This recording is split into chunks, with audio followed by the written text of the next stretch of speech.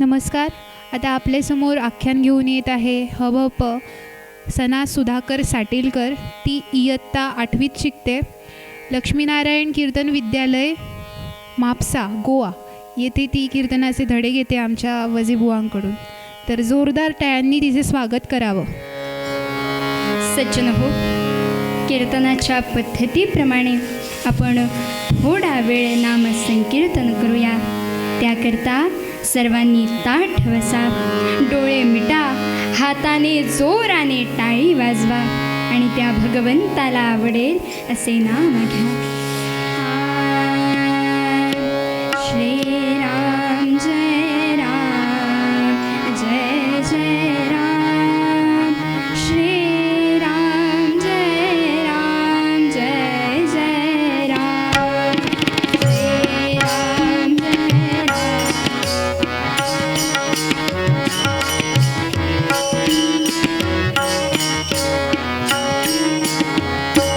श्रीराम जय राम, जय जय राम. श्रीराम जय राम,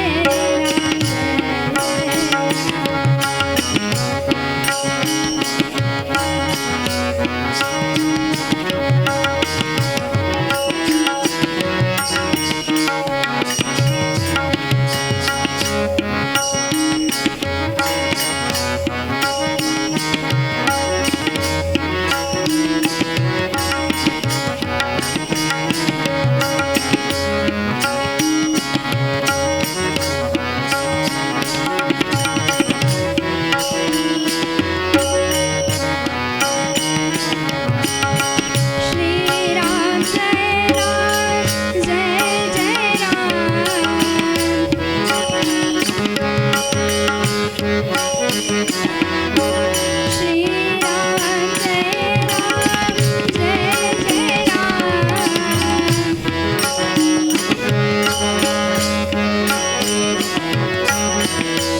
श्रीराम जय राम, जय जय राम. श्रीराम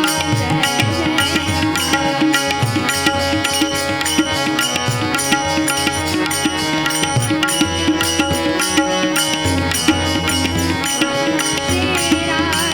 राम, जय जय राम.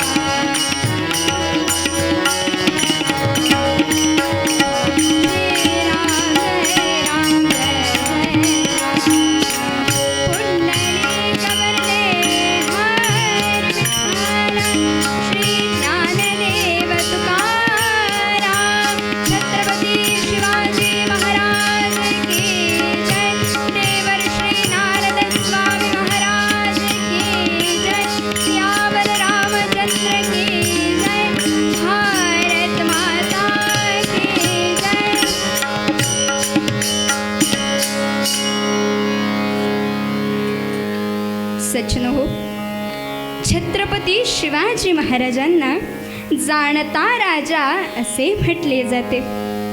आपल्या जनतेची नस ते ओळखत असत. रयतेच्या आशा आकांक्षा ओळखणारे ते राजे होते. रयतेच्या सुखा समाधानासाठी झटणारे राजे होते. अशा छत्रपती शिवाजी महाराजांच्या जीवनावरील आज आपण एक कथा ऐकूया. श्रोते हो, श्रीरामरायांच्या कृपेने शिवाजी महाराजांच्या राज्याची भरभराट होऊ लागली. आज हा गड घेतला, उद्या तो परगणा काबीज केला, परवा अमुक भागावर स्वारी करून चौथाई गोळा केली, धन गोळा केले. अशी उत्तरोत्तर राज्याची वाढ होऊ लागली, प्रगती होऊ लागली. सज्जन हो, छत्रपती शिवाजी महाराज कसे होते, त्यांची योग्यता केवढी होती, त्यांच्यातले सद्गुण किती महान होते, याचे वर्णन समर्थ रामदास स्वामी आपल्या एका ओवीमध्ये करतात.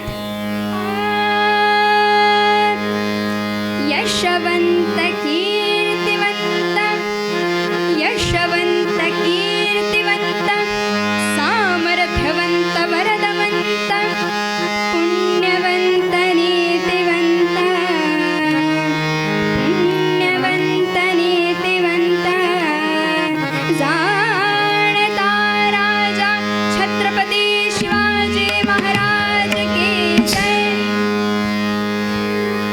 छत्रपती शिवाजी महाराजांचे वर्णन करावे तेवढे थोडेच आहे.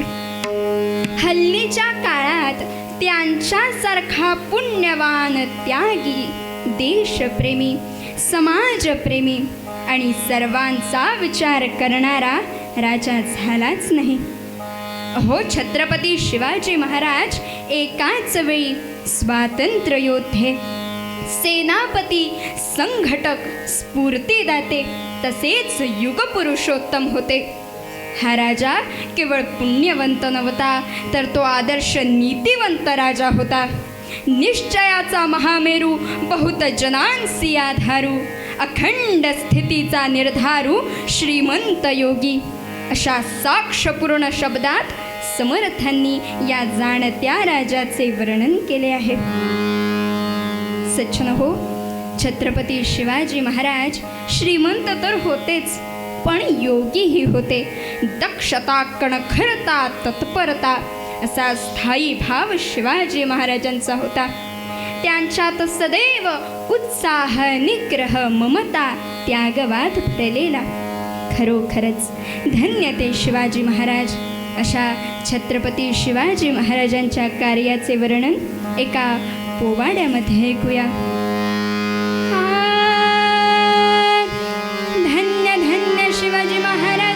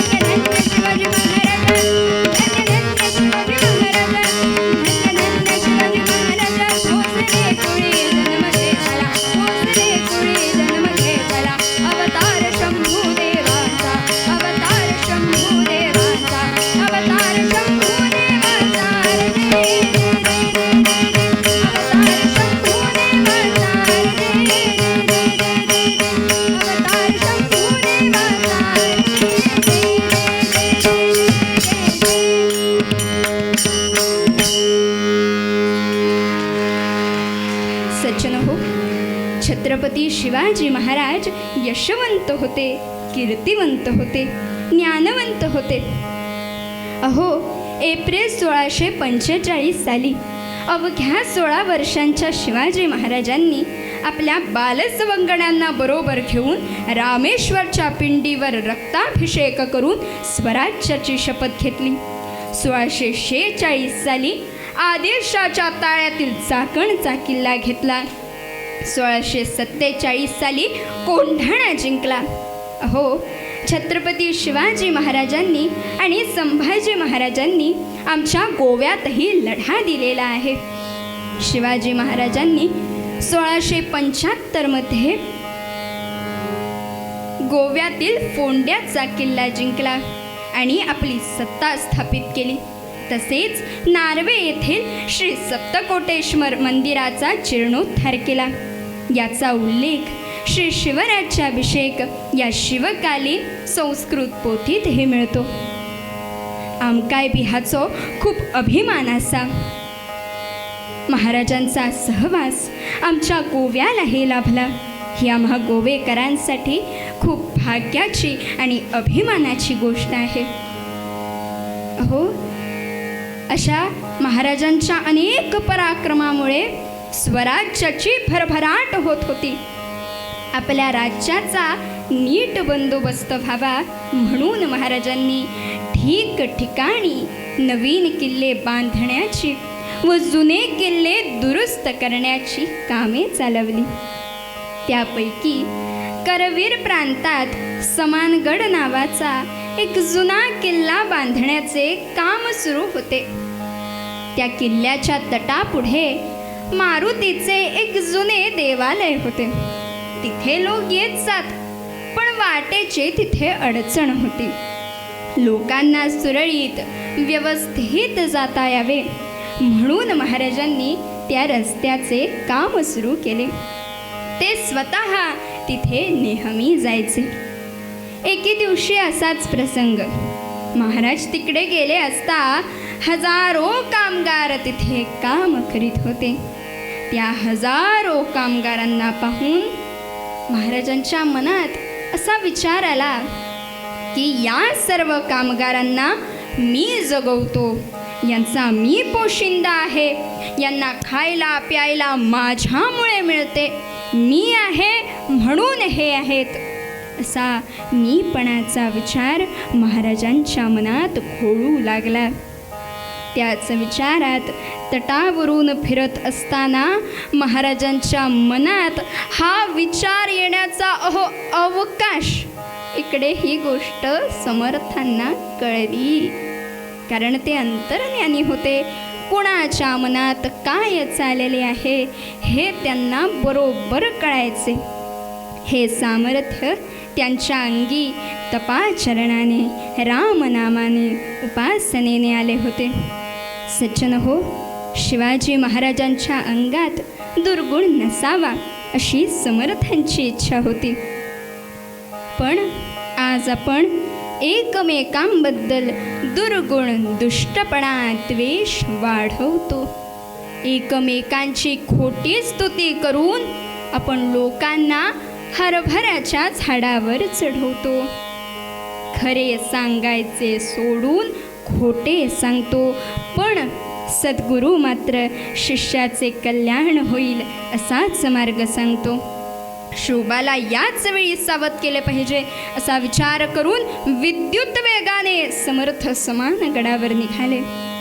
श्रोते हो, तो काळ इतका भयानक होता कारण त्यावेळी आपल्या भारतावर परकीय यवनांचे आक्रमण मोठ्या प्रमाणात अत्याचार करत होते. घरे दारे पोरे बाळे लुटत होते. धर्म संकटात होता. अशा वेळी समर्थांनी जय जय रघुवीर समर्थ असा नारा देऊन समाजाला जागृत केले. कवी तिवारींचे एक सुंदर पद आहे.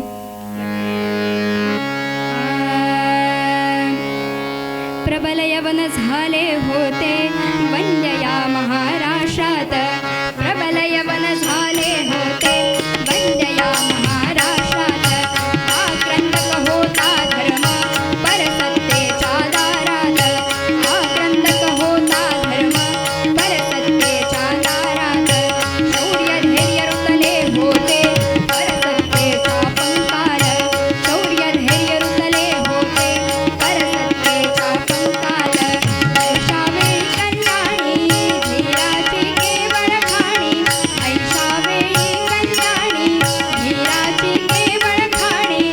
श्री समर्थ सद्गुरुवाणी तुमडुमळे हो सर्वत्र. श्री समर्थ सद्गुरुवाणी तुमडुमळे हो सर्वत्र. जय जय रघुवीर समर्थ. जय जय रघुवीर समर्थ.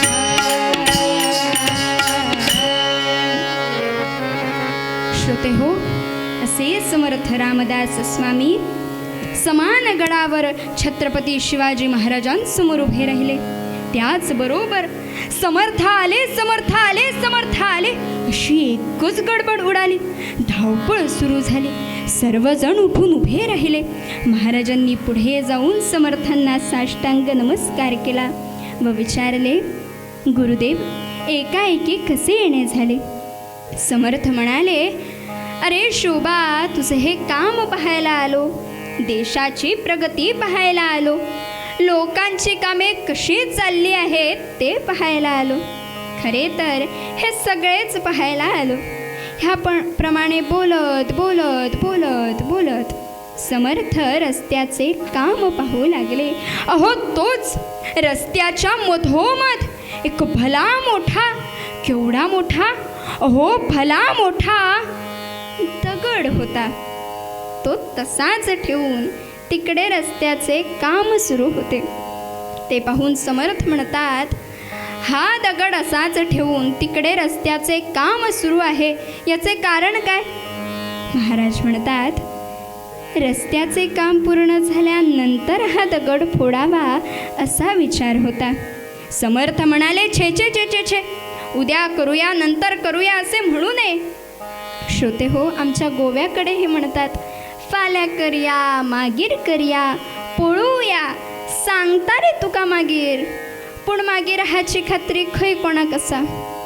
हो, म्हणजे आज बरेच लोक म्हणतात, उद्या करूया, नंतर करूया, कसली घाई आहे. पण उद्या काय होईल, कोणता प्रसंग येईल, कुठे जावे लागणार, काय करावे लागणार हे आपल्या हातात नाही. संत सांगतात, उद्याचे काम आज करा, आज करायचे आत्ता करा, कारण उद्याचा भरवसा कुणाचाही नाही. उद्या कधी संपत नाही. आत्ताची घडी महत्त्वाची आहे. देवावर विश्वास ठेवून कार्य करा. कीर्तन आपल्याला हे शिकवते. असो श्रोते हो, समर्थ म्हणतात, दगड फोडणारा खास बेलदार आणून माझ्या समोर हा दगड फोडावा. हो, समर्थांची आज्ञा, मग काय उशीर. दगड फोडणारा खास बेलदार आणून दगड फोडायला सुरुवात झाली.